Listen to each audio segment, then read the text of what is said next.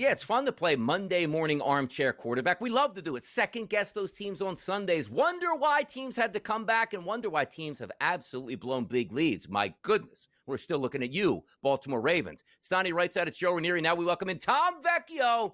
He's all over the Sports Grid Network. He's bringing that information. What a Sunday, what a weekend it was. But also, Tom, best part about Mondays is we continue with Monday Night Football. Love it. Yeah, we get things going early today to close out week one. I got to say, I was on the Ravens money line last night. I thought I was looking good. I had him at minus 107. I'm like, okay, we got a multi-score lead in the fourth quarter. They're going to run the ball. We got this tied up. It'll be a nice close to the day. And then that evaporated super quick because I guess Josh Allen is just continuing to be Superman. He does. And also just you can't go back and make revisionist history, but if they just took knees starting 5 minutes where you don't have the Derrick Henry fumble, the game's over, but it wasn't. And they actually got beat in that game 41-40. It's amazing. But Tom, we do have Monday Night Football on the docket tonight, a good divisional battle, the Minnesota Vikings and the Chicago Bears. And what I love to see this is we're not sure about the Vikings offense because it's J.J. McCarthy until we see it. We're actually not sure about Caleb Williams either in this new Ben Johnson option. So let's start there. Point spread is minus 1.5, road favorite for the Vikings, a total of 43.5. What are your expectations for these offenses tonight? I really think we're going to have a slow start. And Donnie, going back years at this point, one of my favorite bets that have kind of just a quick bet fun that I like to have is both teams to have punts on the first drive. And you can parlay that on FanDuel, the punt start. You normally get that plus 110, plus 120. I'm really up in the air about what we're going to see in this game. So I have a couple small plays on props, but if you told me that the live total at some point plummets to the mid-30s, then I'd be really interested in the over at that point. But I don't love the total. I would side with the Vikings. I think they're the better team, but I'm not sold on anyone right now. Oh, look at that, Joe. He's speechless over there. Joe's speechless over there at this point right now. Let me bring What do you? Still speechless. I got it. Yeah, there he is. To go there, you lost your voice. Yeah, all right. No, I actually kicked the mic wire out, but that's good. So we've got, does it really make a difference though, Tom? Because after what I saw in Green Bay yesterday against Detroit, I don't know that either of these teams we're going to see tonight are going to make a difference, are going to make a run one way or the other here. Yeah, I'm not buying into the hype on the Vikings just yet. It's I want to see it from J.J. McCarthy. And, it's one of the things, it's okay, everything around him is exactly the same. The players are the same. You bring in Jordan Mason, he's an extra running back. Justin Jefferson is still there, the coaching staff, et cetera, et cetera. It's you just now to replace Sam Darnold, who last year was super efficient. He was way, way too efficient and way too good compared to what he actually is. Now, can J.J. McCarthy be 75% of what Sam Darnold was last year? Will he have some growing pains as a rookie? I think all those things are true. But at the end of the day, is that good enough to win the division? No. Are the Lions going to be better than what they showed yesterday? Sure. Are the Packers probably the favorite in that division now? Yes. All these things can be true. But when it comes to this game, I am hesitant to trust McCarthy to say, go out there and put up 30-plus points as a rookie quarterback. He's never played in the NFL. He's a rookie quarterback. I hate this thing that he's never played, but all of a sudden he's not a rookie. And then just trust the offense. The offense is going to be all over the place. I think for both teams, there's going to be learning curves for both teams. Yeah, I want to take a look, too, to see what some of those inactive reports that come out, because a little bit banged up in the secondary are the Chicago Bears. But, Tom, this is a perfect correlation. Talking about the Lions yesterday, they didn't look all that good on offense, to say the least, against the Green Bay Packers. I like the Packers to beat the Lions yesterday, but I didn't think they would do it that easily. The reason I'm bringing this up is Ben Johnson now goes from Detroit over to Chicago. The expectations should be elevated for that Chicago offense coming in, but I understand where you're coming from. First game of the season, Monday Night Football game, bright lights versus a divisional opponent. Let's not rush this thing and go up and down the field. But is there a spotlight player on the Chicago Bears that you might be looking to tonight? Is it a wide receiver? Is it a running back? Or is it Caleb Williams? It's interesting because Ben Johnson, he's not just an offensive coordinator. He has all these extra responsibilities as being a head coach now on top of him. Yep. So, when it comes to trusting players, I really think Rome Odunze is a player that I want to lean into on the Bears. I think he will elevate himself and take over the number one, the quote-unquote number one receiver spot from DJ Moore. They also added in Colston Loveland. There's a lot of good pieces on the Bears, but looking at Roman Dunze, this is a player that I trust. He had the second highest target share last year on the Bears, second highest red zone target share. He actually had the highest end zone target share on the Bears last season, even higher than DJ Moore. So I like Roman Dunze. I like him over 50.5 receiving yards. If there's one player that we can look to on the Bears, it's going to be him. It's not going to be the running back room. Keenan Allen's not there. They draft Luther Burden. Like, there's a lot of interesting options, but I really think this is the buy low spot on Roman Dunze, and he elevates himself going forward. Okay. Well, it's an interesting Minnesota situation because they basically replaced 4 different guys, starters on the offensive line in the offseason. Darisaw is their best guy. He's coming off of ACL injury, but when healthy, he's one of the top 5 offensive linemen in the game. But that's 4 new starters on that offensive line for McCarthy. So what are we going to get from him tonight? That combined with Justin Jefferson was, a little bit banged up during training camp. And again, they brought in Jordan Mason from the 49ers in the offseason. I don't think there's a spot with 4 new offensive linemen and kind of up in the air. It's like, hey, let's have J.J. McCarthy drop back 35 times. Let's put the ball in his hands, and we're just going to let him rip it. So I like McCarthy under 31.5 passing attempts. Again, you have a little bit of balance. You have that extra running back. You don't have to go all in on Aaron Jones with the offensive line. With Justin Jefferson, I think he'll be fine. I truly do think he'll be fine, but he was dealing with an injury during training camp. I like McCarthy under 31.5 passing attempts. If we're going to see kind of a slower, feel it out, lower scoring type of game, I don't think either of these quarterbacks are going to be throwing for 40 plus times. So if you get McCarthy again in the rhythm, mix in the running backs, we're not going to be pushing at 70-plus plays per team. Tom, everybody tonight, both sides, is plus money in the touchdown, anytime touchdown scoring market here. I'll give you 2 guys because it's simple. Just got to hit one of the 2. Give me 2 guys tonight you're looking for to find pay dirt tonight in this game. I don't mind buying into the narrative Adam Thielen being back, but Colston Loveland, their first round draft pick for the Bears, at least at plus 390. And, the other tight end on the other side, TJ Hawkinson, tight ends are great with young quarterbacks. They have the lower ADOT. They can get out quickly. So the quarterback doesn't have to take a 10-step drop. You just get the ball in and out. I would say the 2 tight ends, Hawkinson and Loveland. There you go. Tom Vecchio bringing the heat here on a Monday morning. Tom, thanks for joining us. Check him all around the Sports Grid Network, which includes In-Game Live. That's our boy Tom Vecchio. Are you ready for some football? It is a Monday night party tonight in the NFC North. It's the Chicago Bears and it's the Minnesota Vikings. Before we handicap the game, Joe, did you know a tweet surfaced from Dov Kleiman yesterday showing a 4-year-old J.J. McCarthy going to his first NFL game where the Bears hosted the Vikings 18 years ago. Little Urlacher jersey, a little Paul right there. Kid was all fired up now. He's looking to slay the beast tonight. Yes, he is. And you know what? We're going to have a pretty good idea. Listen, I think coaching matters in the NFL. We all understand this. The NBA is all about how many stars can you put on a team. The NFL is about how good is the coaching staff here? And in Minnesota, they got a pretty good one as a head coach and a pretty good one as the DC as well. So if McCarthy is going to have success, you don't have to look very far than what he did to Sam Darnold a year ago there in Minnesota to think he going to be okay. He might very well be that bear killer tonight.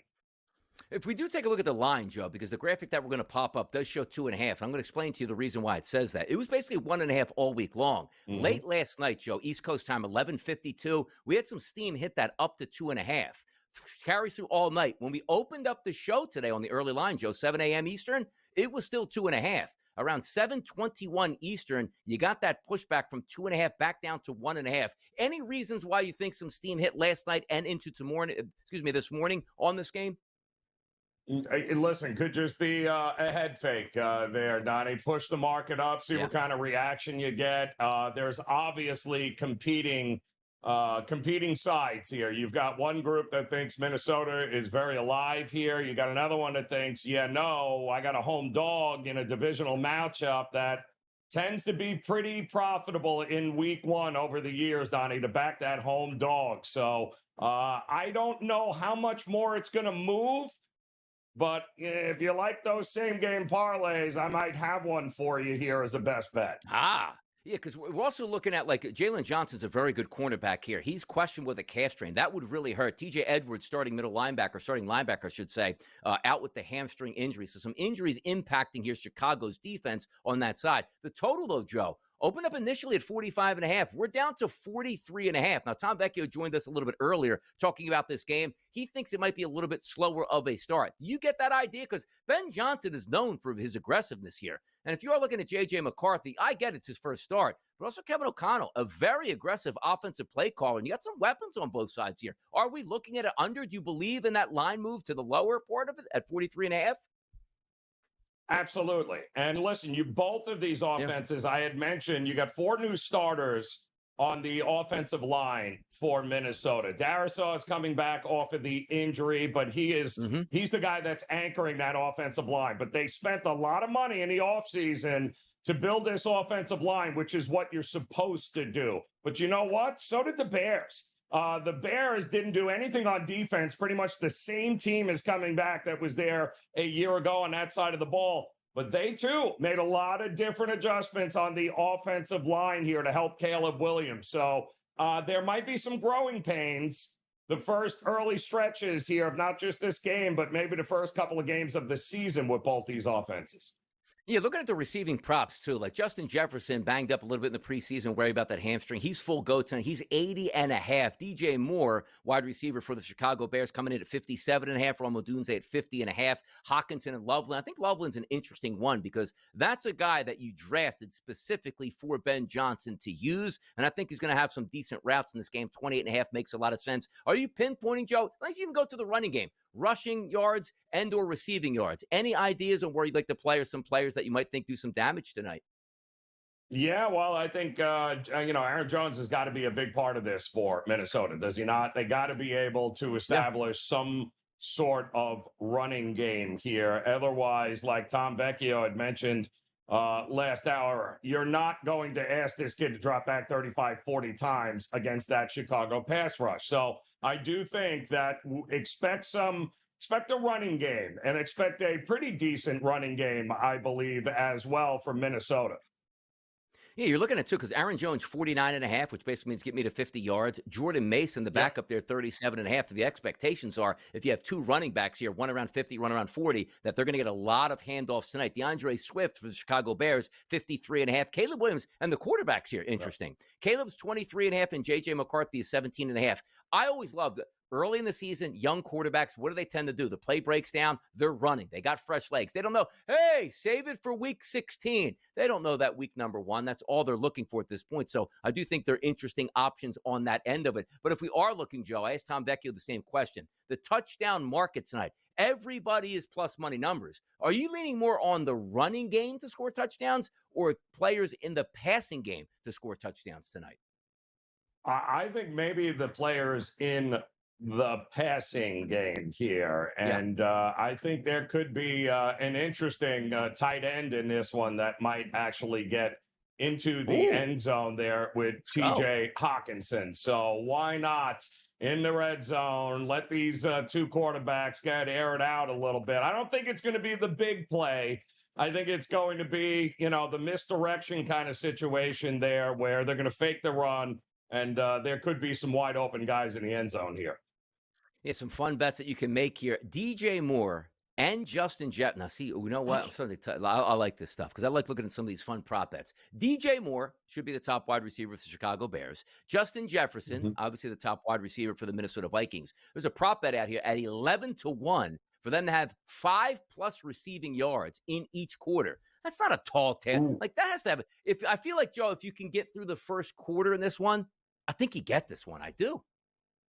Yeah, that is not a bad look. And the question is, how much duress is McCarthy going to be under in order to begin? Now, again, don't forget, no Jordan Addison, right? So Thielen is there. But don't forget, the Bears surrendered the 5th most yards to tight ends last season here. So if Jefferson ain't there, you got a little dink and dunk here with Hockenson as well. Dinkin and Duncan moving it up and down the field, getting these young quarterbacks in rhythm, Joe. Always interesting to watch the start of it. But again, a big Monday Night Football game in Chicago that now currently has the Minnesota Vikings as the favorites at a -1.5 spread here. Money line, if you want the Vikings, -124, and the total listed at 43.5. Awesome stuff in the NFL. NFL News and Notes right here on a Monday edition of the Early Line. Absolutely. It's not your right side. It's Joe Ranieri. It's what we do, man. We get you guys ready for this week. We get you guys ready for the Monday night game, but also take a look back at what actually happened and what should be happening in the future. I'll tell you one thing. Xavier Worthy, not going to be playing football anytime soon. Now, football players are tough. We get that. Shoulder injuries on a smaller wide receiver that takes one more shot and could make things worse, that's never going to help. Pain tolerance, always one of the things that you want to take a look at. But Xavier Worthy will return. It looks like he's going to have to wear a harness, but we just don't know the exact timeline, Joe. The expectations are he's probably not playing this week, and the Chiefs really can't afford that. 0-1 on the season, playing the Philadelphia Eagles. You drop to 0-2 and still say that, let's just say Worthy isn't available for another week at least. You know Rice isn't coming back. This is a tough time for the Chiefs' skill position players. Yeah, no, it is. I mean, they were thin. We knew it heading into that game in Brazil here, but yeah, that's not great. And it happened so early on, and it was clearly, somebody was running the wrong route there because Kelsey didn't see him coming. He didn't see Kelsey coming, and Kelsey's a little bit bigger than Worthy. And next thing you know, you pop the guy's shoulder out, and that's worse than hitting a line. In fact, if that was a defender, that would have been a flag. But I don't think you can flag Kelsey for taking out his own player. Can you, Donnie? I mean, that's how big a hit it was. Fine him. Absolutely fine the guy at this point. George Kittle won't see him anytime soon here. I know a lot about injuries.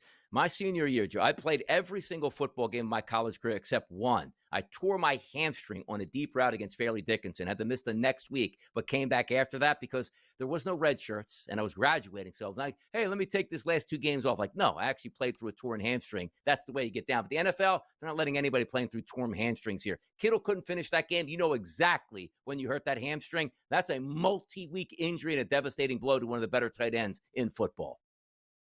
Yeah, no, and he started off well. I mean, he scored the first touchdown, and then it was like, well, where is he? And then, never good there with the situation where you lose another big part of the offense there in Kittle, the safety valve for Purdy. So the injuries once again, I mean, continue to mount here. Fred Warner, Trent Williams, now Kittle. They still don't have, thank goodness they got Juwan Jennings back, although he left in the fourth quarter with a shoulder injury. So, not good here for the 49ers. I'll tell you what else isn't good. The New York Giants themselves. I love beating them like a piñata because of how poorly that they are run.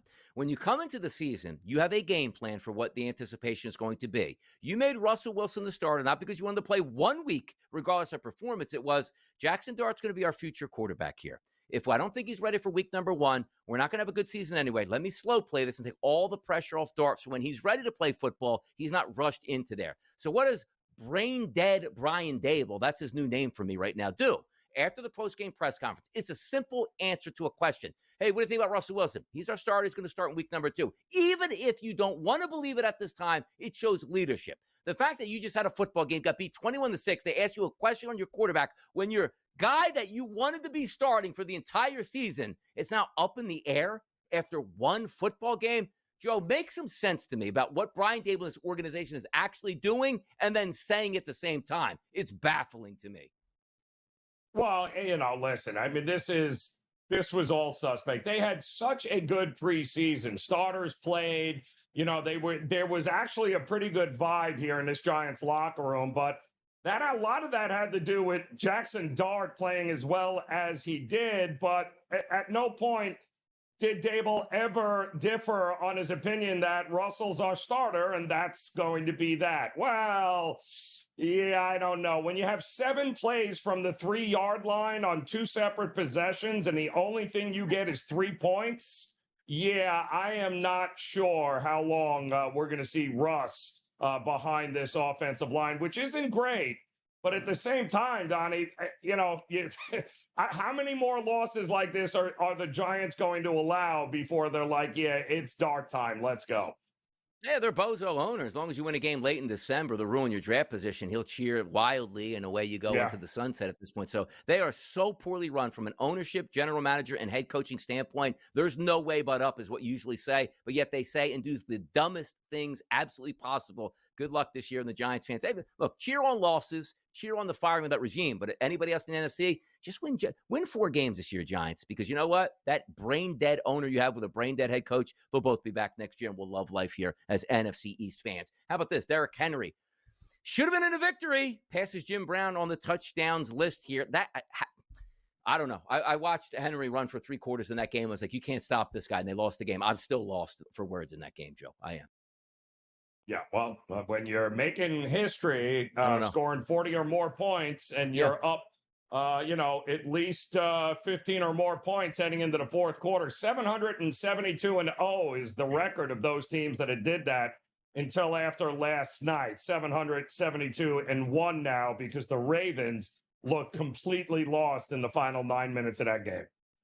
By the way, Stafford passes 60,000 passing yards. He's 17, 18 years into the league. And they had a graphic yesterday on the screen, Joe. It was like, second fastest to do this. I was like, well, who's the first fastest? The first guy to actually get to 60,000 was an odd statistic. But this guy continues to say, you know what? Father Time, stay over there on that sideline. Picked up a victory. Wasn't all that impressive on the offensive side, but still a victory. Still 60,000 passing yards in the career here for Matthew Stafford. How about that? Oh, man. Well, you know where he was impressive? He took a few hits and had no problem getting up. So the idea that, that back is no, he's been dealing with a bad back for 5 years. And he took a few shots yesterday. Got up, no problem. But you know where he was impressive, Donnie, is when they needed a score in the fourth quarter, and then they needed a first down in order to put the game away. And guess what? He delivered. That is why he is one of the best to play the game. Lamar Jackson, we're looking at you. By the way, any knee concerns for Bowers here? One of the better tight ends in football. Came up a little bit lame there against the New England Patriots. Any thoughts on that, Joe? Yeah, well, I don't know what Vrabel is doing with Drake May in this offense, but my goodness, looked like he was waving the white flag way before that game was over yesterday. Drake May and the boys struggling. One of those teams that you couldn't quite get a grip on where it's going to be a really good season or just a ho-hum season. Vrabel, I think, is going to be able to turn that around. We'll see if that happens, but not a good look to lose opening day to the Raiders in your own building. Let's close this show down with style next, right here. Early line in this segment, we do reach out to the public. We ask those questions, Joe Ranieri, that the public needs to know. And also, the fact of the matter, are we going to fade the public?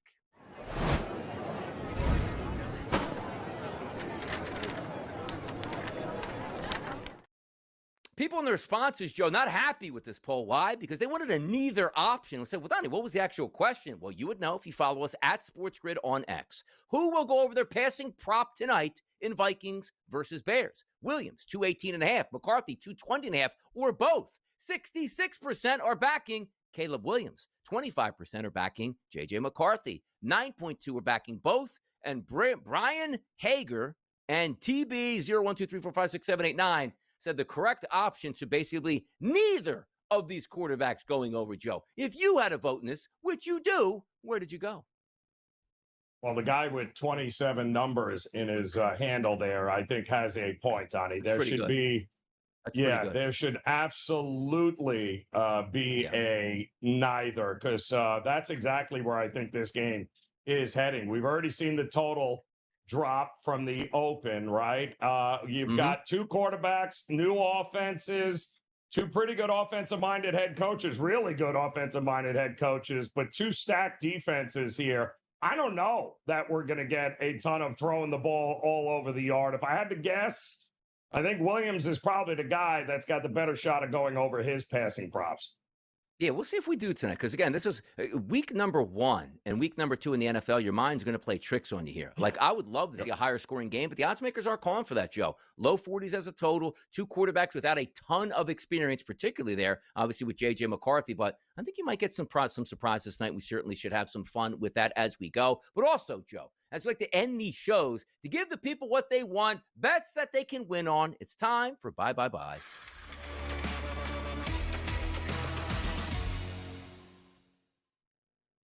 I know Joe's got the NFL handled tonight, Joe. Where are we going in the NFL tonight? 1 game, 1 winner. Give it to us. All right. Well, I'm going to give the viewing audience options here tonight. All right. Couple of different ways you can approach this. But for those of you that have an available same game teaser, I would look tonight at getting the Bears up and over. The key number is 7. Currently, it's sitting at 1.5. A 6-point teaser is going to give me the Bears over a touchdown. Ooh. And I'm sorry, I don't think we're getting a ton of offense in this game. The total at 43.5 would lead me to go, yeah, let's tease it up to 49.5 and look to the under in that one. You can get it. Don't pay more than 120 on teasers. If you are, please don't. Yeah, but you can, this is widely available here, but give me the Bears over a touchdown and give me the under 49.5 in that 6-point teaser, or just take Chicago as a teaser now and pair it up with a game in week 2, like the Cardinals at home, who are currently a 6.5-point favorite. Get them down to a pick 'em, and all they have to do is beat the Panthers.